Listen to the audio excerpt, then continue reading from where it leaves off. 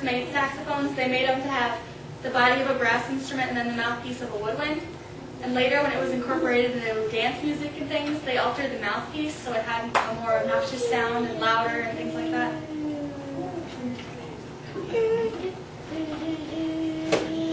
I use the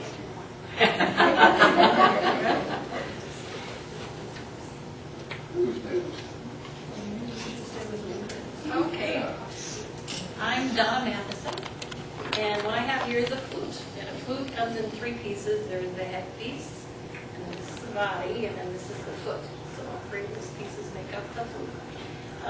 It's a member of the woodwind family as well as the saxophone. Clarinet is also part of the woodwind family. Piccolo is just a miniature flute that's in two pieces. The head and the body are together. Oh no, the body and the tail or the foot would be together, and then there's the head joint. This is pretty much about the same fingerings as a saxophone. Like the C is your second finger down, and anything else that you put down lowers the key or lowers the pitches. The same way with going up. We have a register key back here, which will raise our pitches up an octave, which would be 8 steps above that.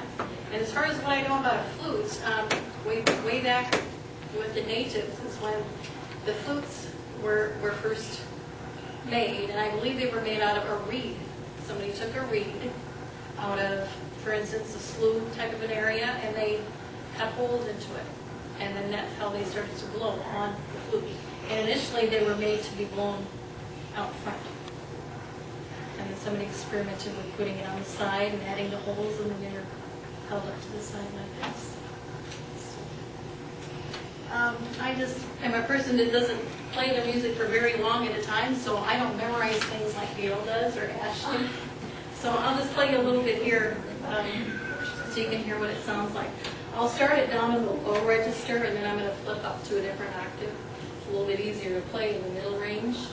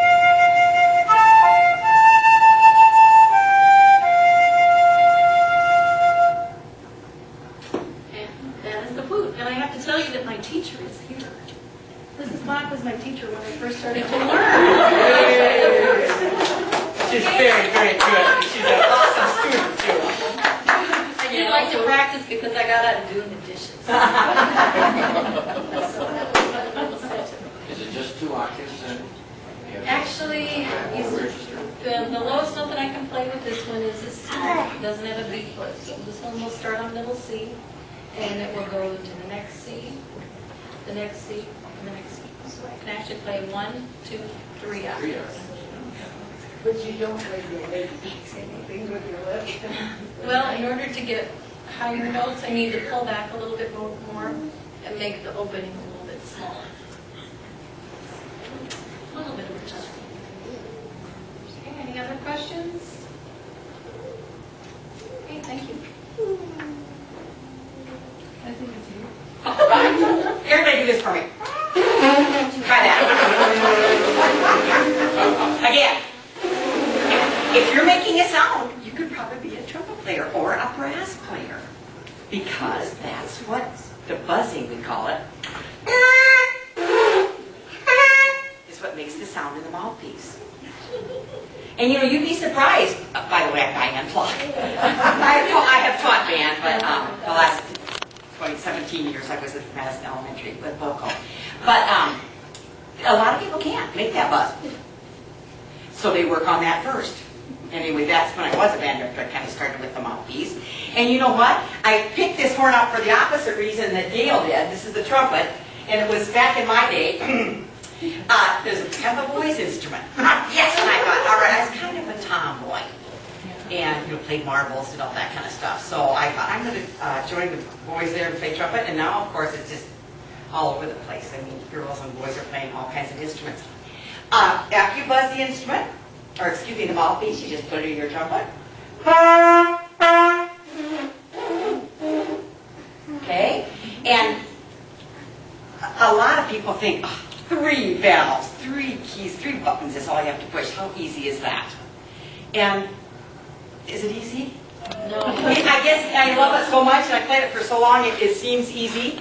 But you still got to do all this work here. This is what's doing the work.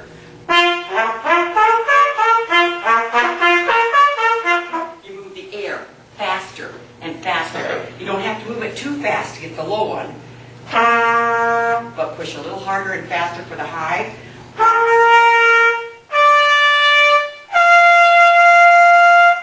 And that's what. And then the combination of the valves, which valve you push, makes the different pitches. The tubing, you all know this. I'm sorry, I'm probably telling you something you already know. The air, of course, goes through the tubes. And the combination, okay, thank you. The combination of the valves, as you push them or keep them back up, allows the air to go through different ways. See the holes, and so when you push down then you're blocking some of the tube, or when you're not pushing, you're maybe letting the air through that tube.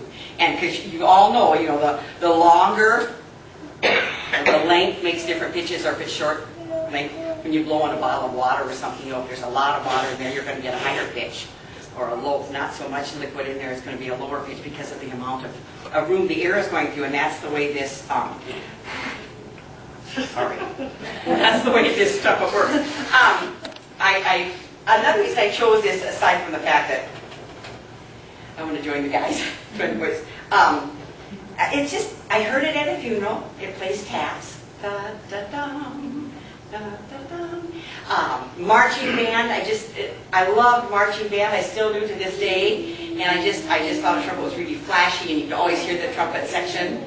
You could always hear the trumpet players, and I just thought that really appealed to me.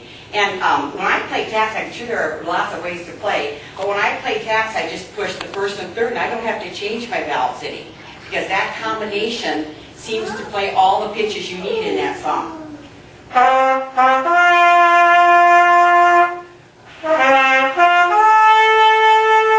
And you can just, for some reason it works that way. Not as small as the bridge horn mouthpiece, but the trumpet mouthpiece isn't real large. Of course, you can get it in different sizes to decide, I shouldn't say size, in the side, the more or the inside part comes in different sizes. So it makes it easier to play or harder to play, or just helps you out in different ways. What did I forget? This is an old horn. Got it, my folks bought it for me when I started college at SDSU in 1963. So it's hung in there with me a long, long time.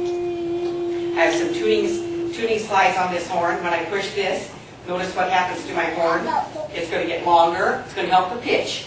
It's going to help me tune up pitch a little bit. And then this, I have a slide, tuning slide over here too.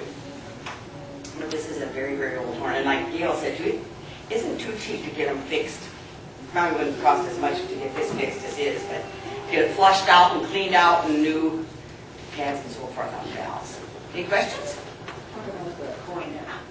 Oh, the cornet. Actually, when I was in 5th grade, like Austin is here, I started on the cornet, which is a little shorter, a little squattier. Not quite as long, and maybe just a little this way. But it sounds the same. You play it the same. And I was going to mention too, thank you, Marilyn, most of these kids nowadays have silver. The silver when they're marching, or I mean just indoors, outdoors, whatever. But to buy a horn today, the kids would probably prefer a silver one to this color. But and then when I was in SDSU, I got to play a herald trumpet. And maybe you've seen pictures of a great big long trumpet with the flag hanging down. But they aren't even there anymore, I'm sure. But that was kind of a fun thing too. You know, flash here out on the field. But it sounds the same. It sounds the same. Oh, come on.